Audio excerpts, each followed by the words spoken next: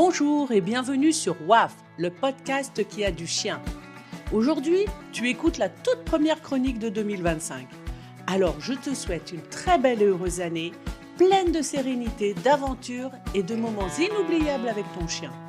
Pour bien commencer cette nouvelle année, on plonge directement dans un sujet qui, je l'espère, t'intéressera autant que moi.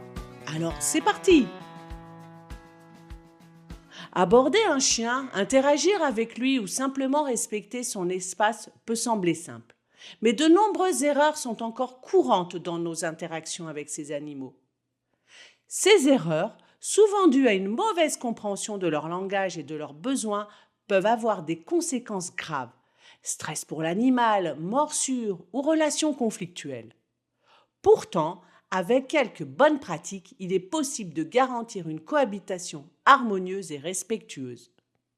Ayant suivi la formation PECRAM, programme d'éducation à la connaissance du chien et au risque d'accident par morsure, je partage dans cette chronique des notions clés pour éduquer sur ces thèmes et prévenir les incidents. Alors pourquoi ces bonnes pratiques sont-elles essentielles ? Les chiens sont des êtres vivants, dotés d'une sensibilité propre, de besoins spécifiques et d'un langage bien à eux. Les incompréhensions entre humains et chiens sont souvent à l'origine de malentendus, voire de conflits. Dans son livre « L'expression des émotions chez les hommes et les animaux », Charles Darwin a mis en évidence que l'humain et l'animal ont en commun 6 émotions de base, qui sont la tristesse, la joie, la colère, le dégoût, la surprise et la peur. Quelles sont les erreurs que l'on rencontre le plus couramment ? Aborder un chien inconnu sans demander son accord ou l'accord de son gardien. Fixer un chien dans les yeux, un geste souvent perçu comme une menace. Forcer un chien à interagir lorsqu'il montre des signes d'inconfort. Faire des gestes humains, comme des bisous, des câlins et des caresses sur la tête, qui peuvent stresser le chien. Les conséquences possibles, elles sont une mauvaise expérience pour l'animal, qui peut réagir par peur ou défense. Des morsures, qui représentent près de 70% des incidents liés aux interactions homme-chien. D'ailleurs, il est à noter que la plupart des morsures ont lieu avec des chiens connus, souvent dans un cadre familial. Ça représente 86% des cas. Régulièrement, on entend aux informations des accidents de ce type.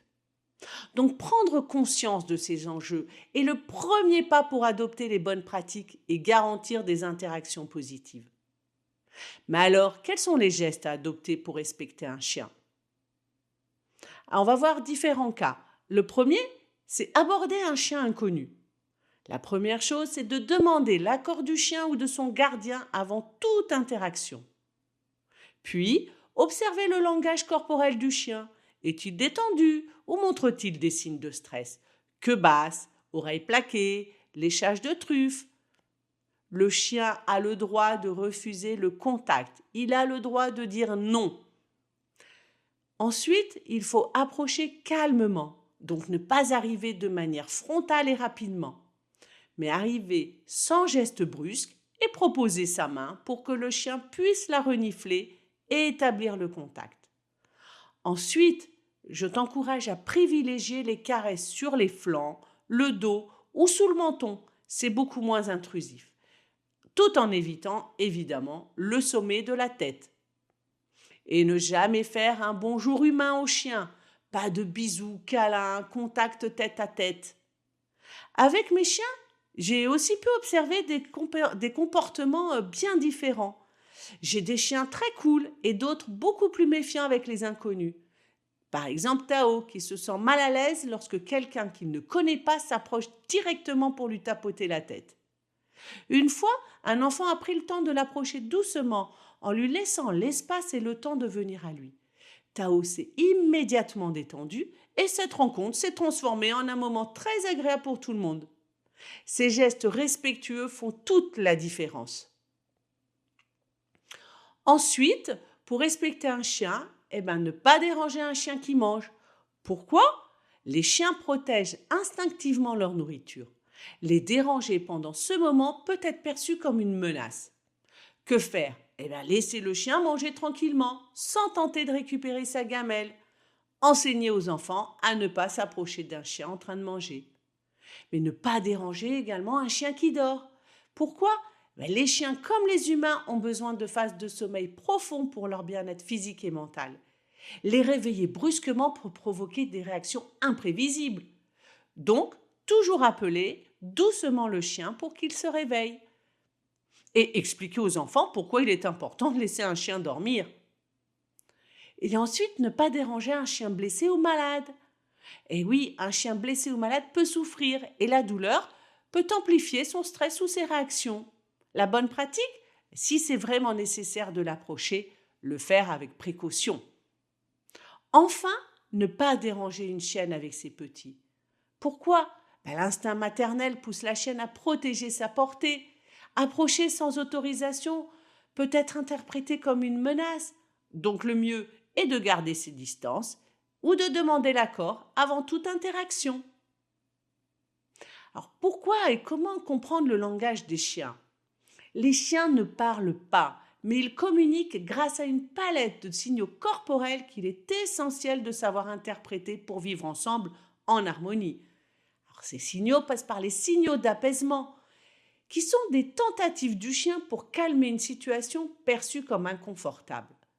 Par exemple, se lécher la truffe, détourner le regard, bâiller, s'éloigner doucement.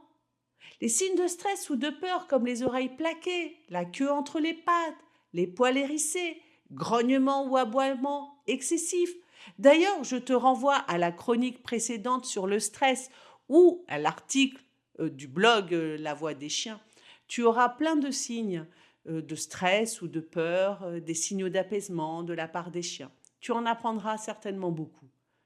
Le chien peut mordre pour mettre fin à un geste qu'il trouve oppressant, comme un enlacement ou une approche trop proche de la tête. Donc, apprendre à reconnaître ces signaux permet d'adapter son comportement et d'éviter les situations conflictuelles. Qu'en est-il des interactions enfants-chiens? Alors, les erreurs les plus fréquentes, les enfants qui tirent les oreilles, les poils ou la queue du chien, courir devant ou autour du chien. Le chien peut croire que tu viens vers lui pour l'agresser et il peut réagir pour se défendre. Enfin, crier. Un chien entend beaucoup mieux que nous. Si on crie, cela peut lui provoquer de l'inconfort, lui faire peur. Il peut alors réagir en mordant. Pour ton information, certains chiens peuvent entendre les ultrasons de 20 à 65 kHz, inaudibles pour l'oreille humaine.